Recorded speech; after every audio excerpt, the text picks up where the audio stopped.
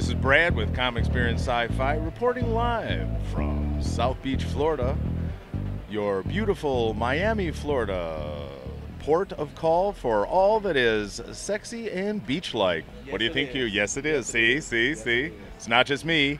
It's everybody's opinion.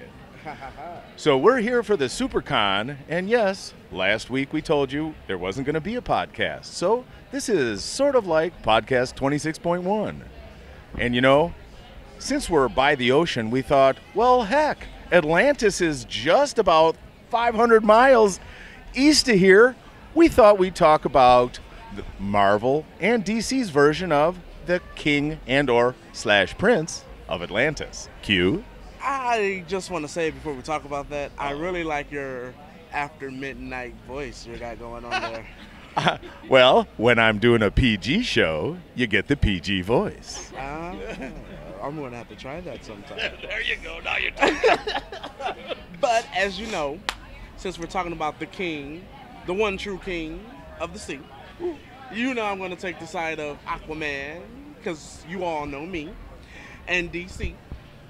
So, I'm just going to put it out there. Aquaman to whoop some mariners. Oh, PG-13. Salamanders, what? Submariners. I called them. I didn't call them Prince Namor of Atlantis. Who's Atlantis? Not my Atlantis. Alanis Morissette. Anyway, Aquaman's just as strong as Superman. He is? Yeah. He is? Yeah. He's not so strong he couldn't get his arm out without hacking this thing off. Okay, that was to save his son. Dude, if he was strong enough, he could have broke the chain and he wouldn't have had to cut his hand off. How strong is that? It was made with pure Atlantean steel. That is the strongest metal in the world. Pish posh. Don't pish posh me. I will pish posh for a PG rating if I have to, and I double pish posh. First of all, I don't say anything about Submariner who has wings on his ankles. Which means he can fly. Which is dumb. And doesn't need. It's poorly drawn. Okay, poorly drawn. Yes. I think this is a blonde versus a brunette problem. Oh. I am totally going there. I think he just likes blondes better. First of all, if he's such a good prince, why is he having an affair with Invisible Woman? Okay, what? He's not having an affair, but he really does like her, and he's married. That's shameful. Well, if his wife didn't come in and try to kill her in her sleep when she suspected that just because he was a gallivanting galoot and came in there and she had to defend her life and killed her, and then Flash had to go back and, wait, that's a whole nother story. Namor wasn't even involved in that. But you know what? Namor did work with Doctor Strange and the Hulk in the Defenders, and that was an awesome series of books. Yes, 50-plus years old, but it was an awesome book. And Aquaman was once one of the founders of the Justice League, so I don't want to hear it. And Namor was part of the Illuminati that sent Hulk to the. Oh wait, that mother. How did that work out? Yeah, it didn't work out very well. Oh right. Oh. I think you just shot yourself in the foot there. Bro. Oh no! Hopefully, it was a small enough caliber that I can heal well enough to be at podcast number 27. Wait, I thought this was 27. No, this is 26.1. Wait, why is it 0.1? Because last week was 26. This is not an official podcast, and next week will be 27. Then why are we here? Because Florida SuperCon. Oh, 26.1. I won that one. I call it yeah. Anyway, DC's better than Marvel, whatever. It's older. Right, because we're the originators. You guys are the duplicators. They're all duplicators. And Stan the man himself, who did in fact used to work for DC, said, you should share the love for all the creators of the books because everybody works for one company or another through their entire career. That is a wonderful thing for him to say, but don't he got Alzheimer's? Old-timers disease?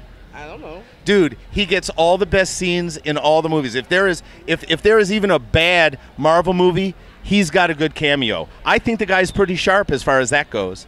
Tony Stank. He couldn't even remember his own character's name. It was hysterical. The guy's got perfect comic timing. He's 80 frickin' something other. Right, so he needs to go on and move somewhere. In fact, he's so smart, he got his wife a talking part in the last movie.